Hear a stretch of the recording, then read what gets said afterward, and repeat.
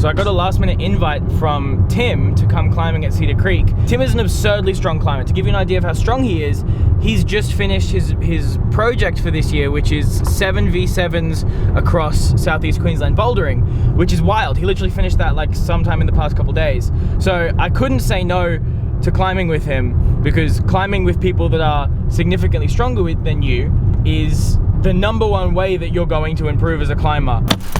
Good afternoon, Timothy. How you doing, man? Good, mate. How are you? Ouch, just climbing my phone a lot. Alrighty. Sandstone. Oh no! Yeah, dude, good.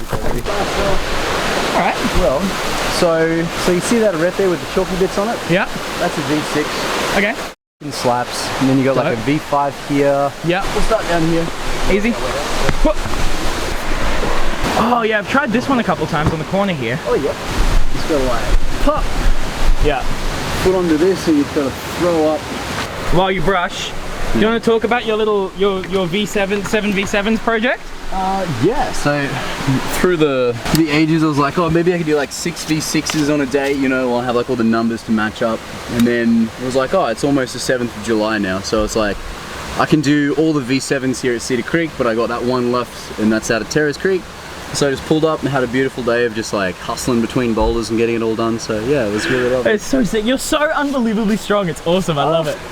Well, man, it's like, I don't know, it's like Alex Mugano, he was climbing, because he lives out at Terra's at Tui Forest, and he was climbing there consistently when he was younger, and it's kind of like, it's like Chris Sharma, he got really strong from doing lots of bouldering. Yeah. So if you have a boulder field next to you, like use it as much as you can.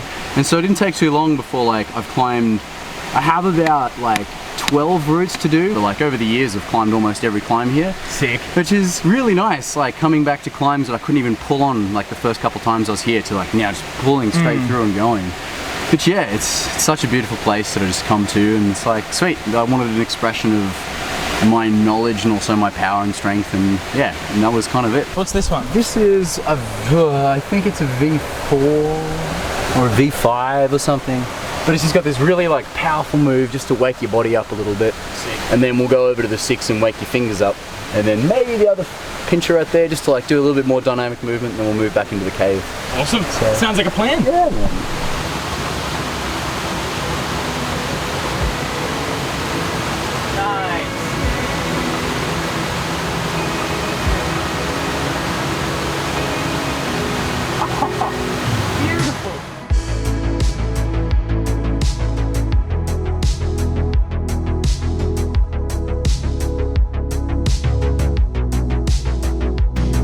Let me show you the holds on this one really quickly. This is the star hold that I'm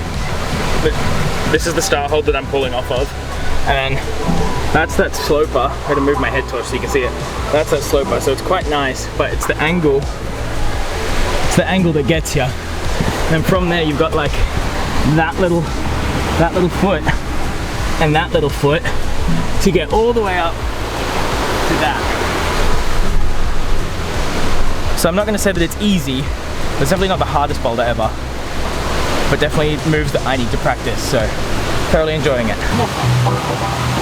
Yeah, man, let's go. Come on. Come on, let's go. Okay, I'm going to stop with this one for now. Alright, we're moving on from this boulder now. Going to another one, I think it's a V6.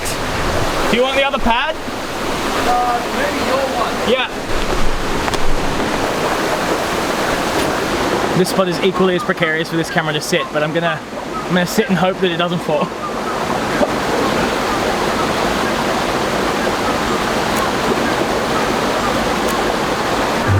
This is a much smarter spot for this camera.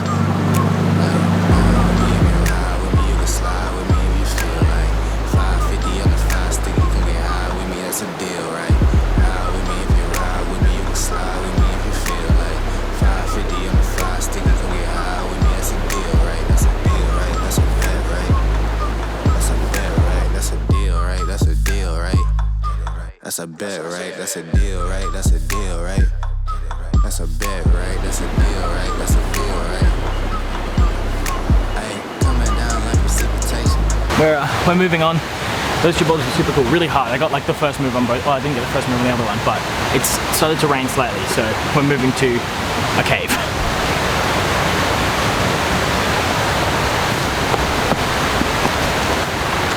We're moving on to the Graffiti Cave, which is, I don't know how much you can see, but it's up this cliff face here. And I'm gonna do some sketchy stuff.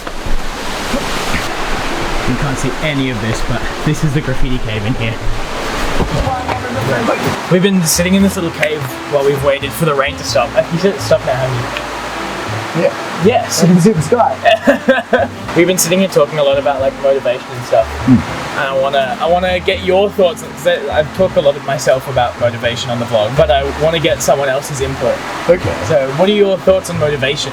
Motivation, you can't find someone who's going to show you how to be motivated. You need to go out and find something that like sparks that intrinsic desire to do this thing. Yeah. And you know, if you want to do something enough, you're willing to make as many sacrifices as you can, and like find your sacrifices worthwhile to you. You know, it has to be meaningful. So yeah, find meaning in the thing you want to pursue. Yeah. It's like And then how has your motivation or your principles of motivation played into your climbing? played into my climbing. Being motivated and disciplined for climbing was very easy. I found I was like, in terms of like food discipline for things is something that I grappled with a lot. Same thing with like, I think one of the best things I did was to stop standing on a scale. That really, really helped me. I had kind of had to overcome that too, but I found the stimulus of like climbing consistently and regularly was enough to burn off all that extra peanut butter and that ice cream that I was eating. So yeah, that's something that I really found the best for it though. That's a bit of a side tangent. Great. But for like routes in the greater ranges, like I saw that's what I want to do, and so how can I work on that right now? And I was able to find different perspectives and philosophies and mindsets that harked back to my own as well, and it's like, this is meant for me, this is my purpose, this is what I'm here to pursue, and I was willing to sacrifice anything and go for it. And that willingness to sacrifice anything all like tripped me up a bit, because you know, it's like you're weighing your ambition against what you're doing in the present moment. And so it can be, and it has a tendency to be a very selfish mindset. But yeah, it's such a challenging thing, man. It's like in the sport of, on the borderline between sport and challenge, lies often in self-growth. What are your words of wisdom to people starting climbing? Just climb. Just climb, man. That's all you have to do at the start. Get as many routes as you can under your belt. Experience as many routes as you can. Doesn't mean you have to send it. Doesn't matter what style it is. It's that motivation to get out there and try. Climb outdoors a lot. Like outdoor bouldering get you strong quickly. Although going to the gym and working there for 6 months and building up that physical base and that understanding the technique will help you so much better. This is something that I got from Dave McLeod, where he likened your first 4 years of climbing to an apprenticeship. And it takes the pressure off a lot, because you go like, oh man, I should be climbing V10 in 2 years. Like if I keep training, if I keep eating this, if I keep doing this, it's like, no man, like, you know, no electrical like person who just started out is going to be doing the hardest job straight off the bat within their first 4 years. So you got to serve that, and it takes the pressure off to succeed a lot, because you're still learning. And you have that open mindset, and you can come into something like, all right, what can I learn from this? It's quite beneficial actually. Yeah. I think that covers most of the stuff I wanted to talk about actually. Is there anything you want to add? Pain opens the rugged gates to perception. That has been the buzzword of this evening, but once I heard that quote, it allowed me to push harder and further. And I can define my consciousness through the pain that I experience. Like, use it for something, don't just let it be an experience. It's a negative thing. Dope. It's cool. Alright, let's finish it there. Say that again. I was quite nervous at the start that I was being filmed, that like, you know, you have to let go of it and just say what you truly mean. And it is quite confronting, because it's like, you know, you can't take that back. That's like record now. But, you know, it shows you to be your true authentic self. That's what I love about it. I love it. There's a secret squirrel way. Ooh! I've always wanted to try. Let's do it. But I have no idea if it'll lead us. We'll figure it out. Onwards and upwards, and then downwards. Are we forging a new path right now, Tim? We're not lost, we're explorers. Up? This is the main path. We went back down rock. We're okay. If we follow the path back here, we're okay. All right. I know where this leads. Oh, sick. Oh, that's so dope. I don't know why all the things being scratched away because the scrub turkey.